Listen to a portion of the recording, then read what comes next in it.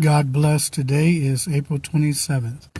I'm taking a break from teaching on my book, Identity, Who Are You? Because I have to get my prophetic manual together because I'm starting a personal class for 40 people. And so I have to get that in alignment. But in the morning, I used to do Friday nights called Time of Refreshing once a month. And so I thought about my friend Michelle McClendon and also Doris. And so I'm going to start this morning, Monday through Friday, a Time of Refreshing. And what that is that I'm going to minister to you based on what we go through and how to encourage each other in the kingdom. So this morning I'm going to talk to you about struggles. You know, when we think about struggling, a lot of times we think if we struggle, we miss God. We think that if we struggle, something's wrong, or maybe God didn't hear my prayer, or maybe there's something I did that God would not forgive me. But struggles is not a problem. It's when you give into the struggle, when you surrender to the very thing that's trying to overtake your struggle is something that you need to recognize as potential of putting you in a position where you can fail. Well, there's no failure in Jesus Christ, and we need to understand that. And I was talking to a friend of mine, a man of God in England, Bishop Brooks.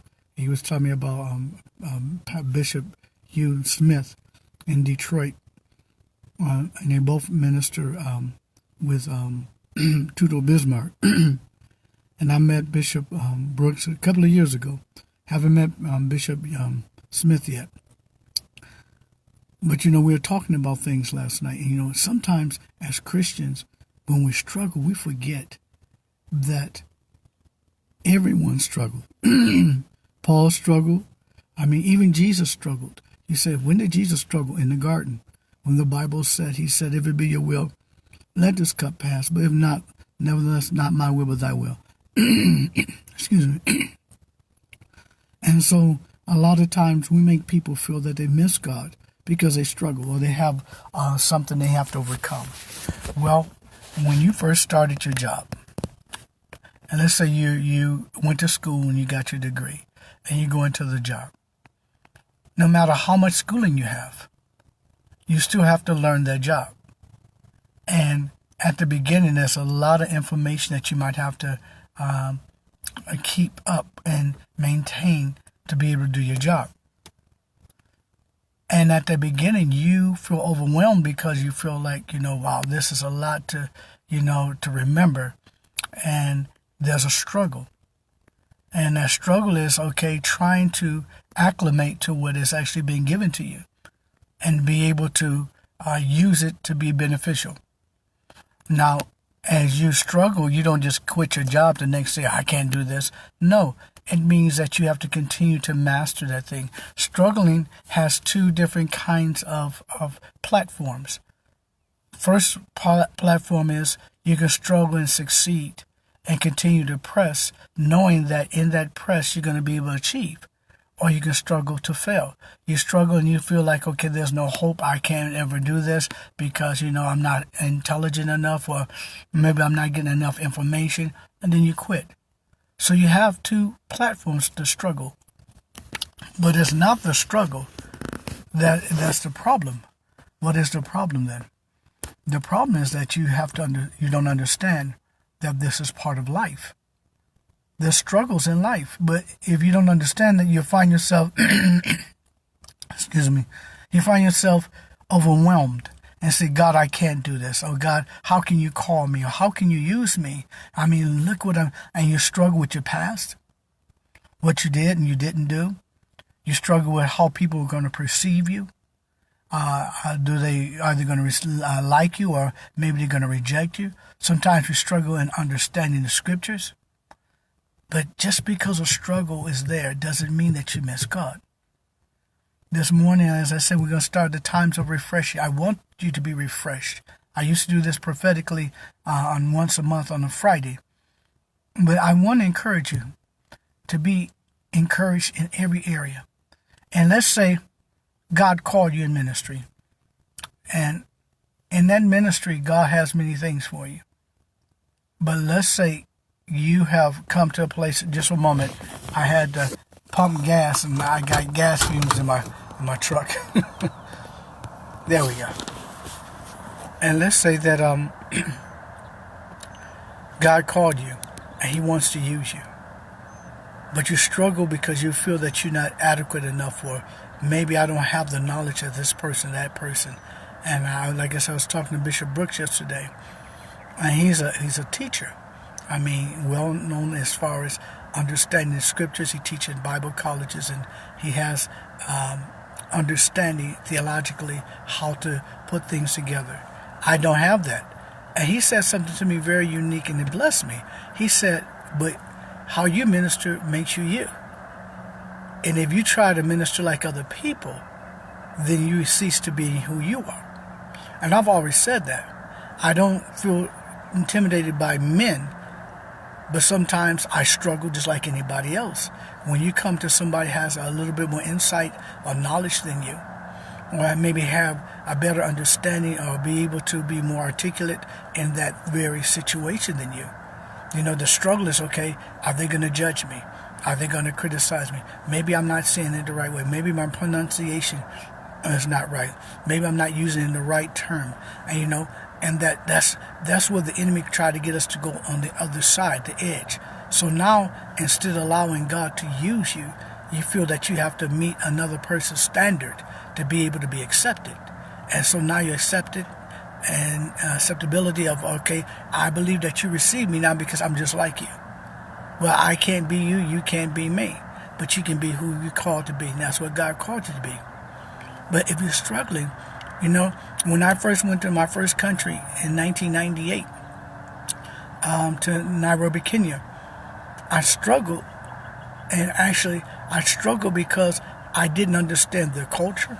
I didn't understand how they did things, and I went with a group, and the group I went with came against me because my ministry was different than theirs, and I struggled in that area. And then I struggled because one of the ministers wanted to fight me because of the prophetic. Another minister rejected me, and the whole group rejected me and wouldn't even speak to me for days because I found favor with people high up in the area and in that country. And I didn't do it. I just went to preach the gospel. I wasn't trying to take anybody's place. Anybody know me, you can have it. You can be the first one. You can be the one minister. I'm okay with it. Well, it turned out that the jealousy was there. And I struggled because I'm in the country for 3.5 weeks, which I'll never ever do again unless God tell me. And I got people who I went with who don't even want to speak to me. I got another man who wants to fight me because of the prophetic. And here I'm struggling. And then what made it even harder for me, God gave me a prophetic word for the country. Now here I am, the first time in Nairobi, Kenya, in 1998. I'm sitting on the pastor's couch, and they put a video camera in front of me. And the Spirit of the Lord came up on me, and all of a sudden I said, the Lord said that there's something coming to this nation that's going to shake this nation of Kenya, and it's going to be known all over the world. And I'm like, okay, this very thing is going to shake this country and this nation. Didn't know what it was. I left. 2 weeks later, they bombed the embassy. I was told I couldn't come back for a couple of years because my life would be threatened because of the prophetic word that God gave me. I didn't know what God would say. I just told him what God told me, that there was coming a shaking in this country. Well, I have a spiritual daughter named Doreen Guya. She's married to my spiritual son, Andrew. Well, her mom was one of the people who worked in the building that died. And it broke my heart when I found out that her mom was one of the people who died in the explosion. And I remember going to the embassy, and we had to check in. And I guess this is my first time in the country. And the glass was, so thick. It was almost, I'd say about 3 to 4 5 feet thick. I mean, it was bulletproof and everything. And I remember giving my passport and everything. And the guy asked me, say, well, what are you here for? And I told him, he said, okay, be safe. Now, that was the last word that Marine told me. He said, be safe. 2 weeks later, they bombed the embassy. I struggled with that. I didn't want to be in the prophetic. I didn't like this ministry. I really don't care for this ministry, to be honest with you, because I have to stand before people and say things I don't want to say. I mean, I have to go before people who are in high places and say things that I don't feel safe to say. And sometimes I struggle with the title of the prophet. That's why I don't call myself a prophet. I struggle with the apostolic because I don't call myself an apostle, because I know that when people perceive you in that line or that realm based on the title, they don't see you. And so at times I would struggle, so I become jaded. And I said, Lord, I don't understand. When I first came out here to Arizona, I had hundreds of people who were part of my life and my ministry, me and Kelly. But then when you started telling them what God says, and when you started ministry based on not so much the gifts, but based on what you need to change, then everybody left. Same thing in Michigan. I know when I used to go to Michigan and Boulder Creek, we'd go to the hotel. Packed. But when you start prophesying personally and start prophesying collectively, then people started leaving. And you say something that somebody, didn't happen when they thought it should happen or whatever, then they don't have nothing else to do with you. So then there's a struggle. But see, the struggle doesn't mean I miss God, doesn't mean you miss God. It just means that you have to adapt to what God wants you to do. And sometimes adapting is hard because you're trying to still fit in when you don't fit in. And some of you are going through things right now. You're struggling with your children, struggling with your marriage, struggling with situations in your family. And sometimes the family can make you feel that you miss God because you're not saying the proper things to them. Or you might say something, they say you feel like you're judging them because you're telling them what's the truth. And what I want you to understand, Paul struggled. Peter struggled. James struggled. Abraham struggled. David struggled. See, but the thing about it is this: just because you struggle does not mean that you're out of position. It just means that you have to recognize what is your position. And that's why it's so important. That's why I'm doing times of refreshing in the morning now. I want to encourage you to understand. Now think about this. Here's one of my favorite people who struggle, Hosea. Now here's Hosea. Now think about it. You're a prophet. You're a prophet of the Most High God, right? And God said, I want you to be an example to the nation of Israel. So you think, okay, what do you want me to do, Lord? Lord said, I want you to go down to the street over here, and there's a bunch of prostitutes. Now think about it. Here's God said, and I want you to pay for this prostitute named Gomer. Now, for me personally, I'm being honest with you. Okay, Lord, I'm struggling with the prostitute situation. But I'm definitely struggling with the name. Why would you name your daughter Gomer? The first thing I think about is Gomer Pyle. Golly! You think about, Lord, first of all, what is the church going to think? What are the people going to think? What are my family going to think? What happens, Lord? Let's say, and we have to look at the age difference. Hosea was a lot older than Gomer. And see, today you say, if I'm in 56, I married somebody 30, oh, he missed God. He was almost 36 years older than Gomer. Now here you are. I am 56. Unless I'm marrying somebody 26. The first thing people say, oh, that's not of God. He got a spirit of lust. Because why would he want a 26-year-old woman when he can have woman like me that's 45, whatever? See, the thing about it is this. Sometimes we struggle because we don't understand the fullness of what God is saying. He just wants to see what we obey. And here he is. He's marrying Gomer, a prostitute, a prophet, a man of God, a man that's going to have a book written after him. Here's a man who's going down and looking for a prostitute and finds one. and marries her. Think about that today. The first thing everybody will say is not of God. You cannot be of God. I mean, yeah, he had a spirit of lust. I knew it. And yeah, he always wanted those young girls. And you don't even understand the struggle that man might be going through. Because you know it's going to be ostracized, talked about. People are going to ridicule him. People are going to say it's not of God. Why? Because he's doing something that doesn't make sense to this up here. And because things don't make sense to you, we'll back up because the struggle.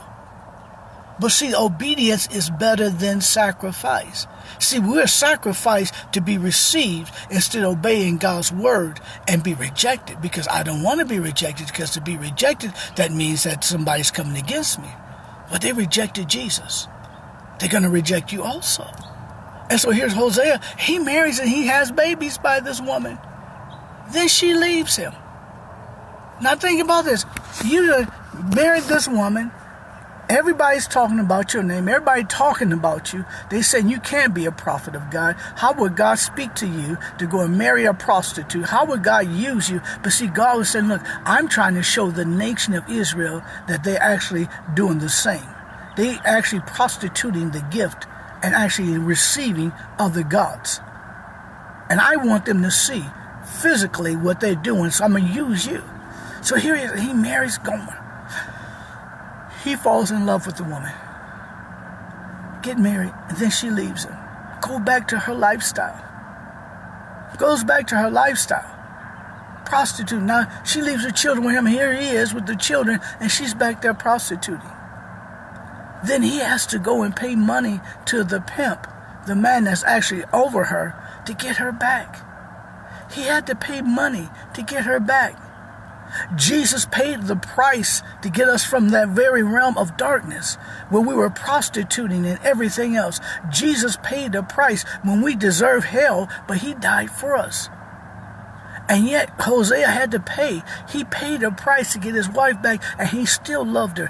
God still loves us. Even when we play the part of a harlot, when we go and chase after other gods and other situations and put other things before him, he still loves us, and he still came and died for us. But can you imagine? I'm 56. If I told you, well, you know what? Everybody asks me, who are you dating? Really? I ain't dating nobody. But you got your eye on somebody. I ain't got my eye on nobody, okay? But let's say if I did have my eye on somebody. First of all, what nationality is she? Okay, what does it matter? Okay, what country is she from? What does that matter? Okay, is she tall, short, fat, skinny? What does that matter? And then what I would do, I'll be trying to please you by marrying somebody that fits who you think I should marry, instead of understanding obedience is better than sacrifice. And let's say God tell me to marry somebody from another country. I might struggle with that. Be like, Lord, you know what? She's in another country. I'm here. I mean, how do we do this? How do we go about it? And it might be a struggle. But if I know it's God, then I know God will work it out. Struggling is not the problem. It's giving into the struggle. If I give into the struggle of being disobedient and started walking away from God, then I'm going to have consequences. But let's say God sends a woman. The first thing, my sister Ross, Grace, my daughter, told me I can't get married again. So she said, nope, you can't get married. And then I got people are close to me say, okay, look, if you get married, we need to talk to her first to see if she fit the bill. My sisters and other people that's close to me. And let's say they talk to her. But it doesn't matter what they think. It's what I understand God told me. You have to realize when God speaks to you, it's going to come times you might struggle. And you might try, it might not fit what other people think, but yet you're doing what God told you to do. And that struggle doesn't mean that you're out. And let's say if I do get married, that's what God wants. It's not really important anymore for me. But let's say I do get married. I have to make sure that I'm in the place where God is pleased, not where man is pleased. Because she can be beautiful. It can't be about sex. Can't be about money. Can't be about prestige. It's not how beautiful she is. It's understanding the heart of a servant. If I get married again, she has to have a heart of a servant. And if she's 22, God forbid. But anyway, if she was 22 and God told me she was the one, then I would really have a struggle with that. I'll be honest with you. I mean, let's be honest. I would struggle. For me, now I'm talking about Russell Daniel Blackman Jr., not the third or the fourth. For me, Any person under 40 would be hard for me. I mean, I'm be honest, 40 would be pushing it because of who I know I am and the thing about it. But what if God told me somebody 36 or 33? Would I be obedient? No, I couldn't do that because you know what? The church is going to judge me. You're going to judge me. You're going to talk about me. You're going to ridicule me. You're going to say, oh, it's just sex. Or she's just after his money or whatever. And you don't even realize how God speaks to different people. And when they're struggling, instead of trying to tear them down and pull them down because you don't understand, or maybe you don't understand how God spoke to them, instead of going and gossiping and talking about them and say, I know it wasn't of God. How about understanding this, that you are not in their position, but pray for them. Not P-R-E-Y. Don't pray on them. Pray for them. Let God heal them. Let God do it. And guess what? You might be in a place right now that God's telling you to do something that's crazy. But you're so afraid what people are going to think, what family going to think. And God said, but wait a minute. So you rather sacrifice and disobey me than obey me. You have a choice. Struggle gives you the opportunity to choose which platform. Go God's way or the opposite way. And trust me, I'm telling you, as a man of God, some things is not as easy as people, you know, and when people say, oh, Brother Russell, you got that great faith. You don't understand. Sometimes in the natural, I struggle. When God helped me pray for people who have incurable diseases. I give you an example. A friend of mine I love very dearly. His name is Gerald Simpson. 4 years ago, I was laying in my bed, me and my wife, we just woke up. It's Saturday morning, and I get a call. And I get a call from Gerald. Gerald, everybody knows me from Albion. We tight. You know, when I travel, he travels. When I'm in Michigan, he's with me. And no, he's not my armor bearer. He's my equal.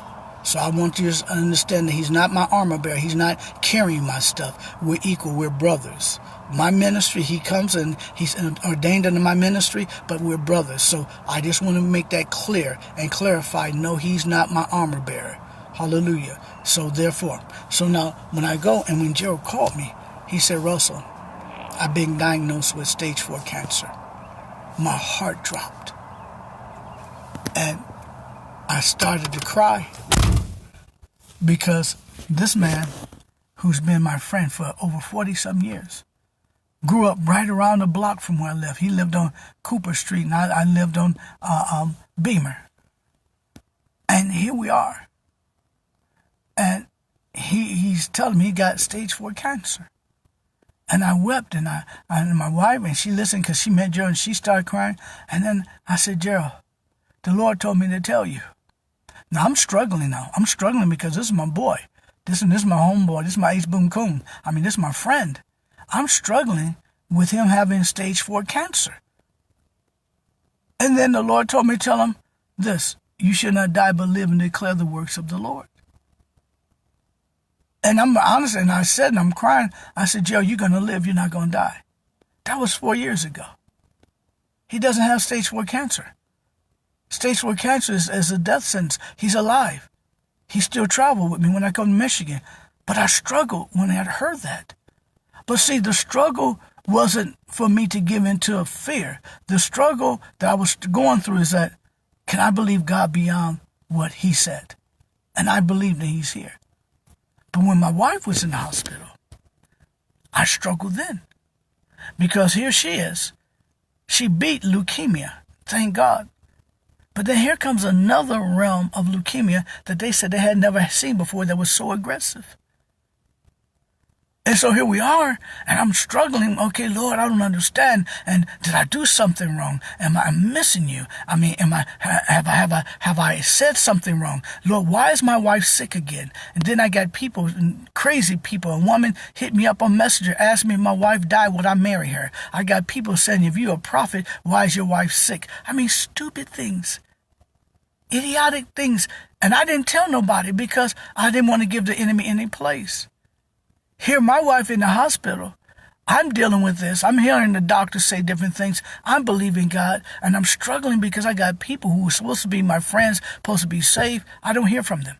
And then the people I did hear from was asking questions that didn't even make sense. And I'm struggling to believe God because why is my wife in this position? What did I do wrong? But then the Lord settled that to me.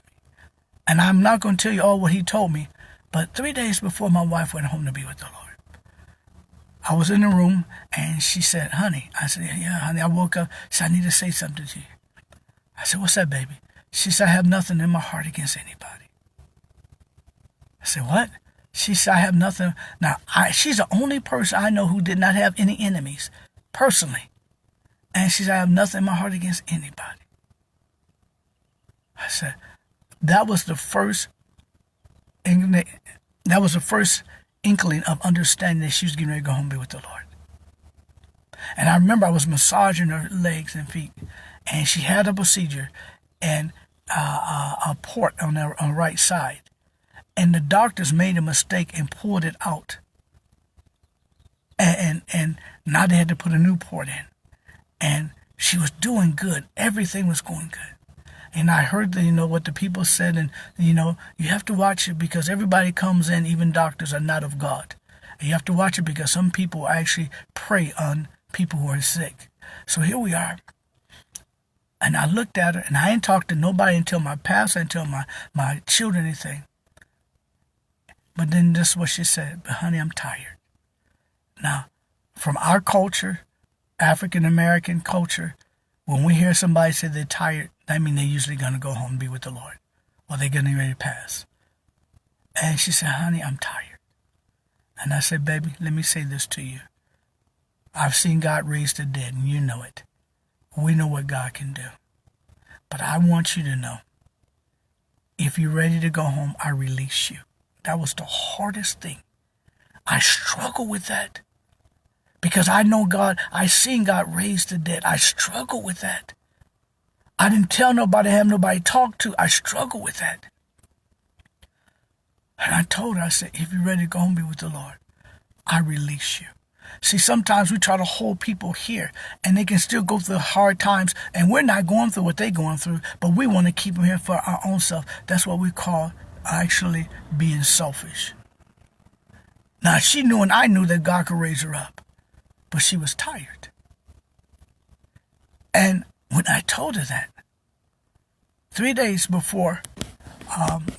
later, I get a call 2 o'clock in the morning. Mr. Blackman, you need to come to the hospital. Your wife slipped into a coma.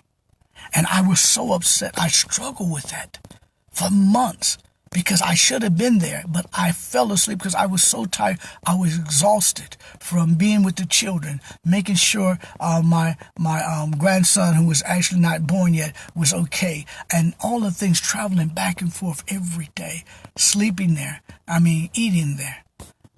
And I went home and I fell asleep. And my heart was broken because I should have been there. But God knew. And when me and my son saw her take her last breath, I was just ready to rebuke the death angel and call her back because I know I've seen God do it before. And the Spirit of the Lord said, don't do it. She's home with me. And I took a step back. And she took her breath, and she was gone. So on the way out, there was a nurse whose name was Kelly, who had just came back from her shift. And she said, what's wrong? I said, she's gone. She said, no, she can't be gone. She was so excited last night. She was in good mood. She had turned around. Now, this is her nurse. She said she was, just excited. She was doing good last night. So how did this happen? How did she go from being good and feeling good and say she was in the best that she's ever felt, and she's gone?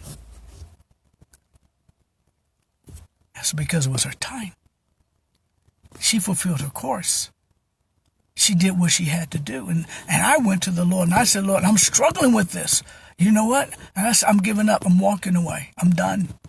And then the Lord, he settled it. And I'm not going to tell you what he told me, but he settled it. And I said, okay. So I'm at peace. So people still ask me, ask questions. Well, why did she happen to, I don't even have to answer it. Because it's between me, her, and God. See, the thing about this, when you're struggling, you feel that you have to answer people. When you feel that you have to give an answer to people because of what God told you to do, you get on the wrong platform. Obedience is better than sacrifice. You started sacrificing to try to appease people and tell them what they need to hear, want to hear, and they really don't care. They just want to see if you can give them an explanation of what they want to hear. But when you're obedient, you don't worry about what they think. See, I don't have to sit up and try to explain to people why Kelly passed away. I don't have to, because I'm obedient. I know what God told me. And that's what I'm trying to say to you. Just because you struggle, stand your ground. Stand on the right platform. Stand on the obedience of what God told you. And people are going to talk about you. People are going to hate you. People are going to ridicule you. People are going to come against you. But that's okay. I'd rather be on the rock than on the sand. See, because if you do what people want, you're on the sand and your house will fall, and it'll be a great fall. But if you stand on the rock of obedience, God will provide for you, God will protect you, God will keep you. And guess what? At the end of the day, the ones that called you crazy will be the ones that say God has blessed you.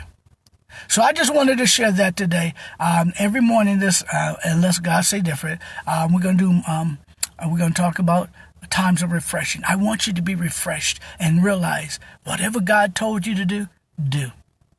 And if you don't understand it, still do it. Amen. Well, God bless you. Have a smile up on you. I pray that you're blessed today. Know that we love you from True Vine Living Covenant Ministries. On Wednesday, gentlemen, if any men that's on here that's listening, on Wednesday, and ladies, you can actually get on also, Wednesday live at 3 o'clock p.m.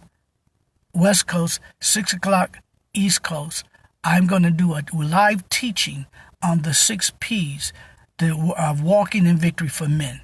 I'm going to show you the 6 P's. Men, if you get a chance to listen to this, you will never be defeated again. The 6 P's to walking in victory.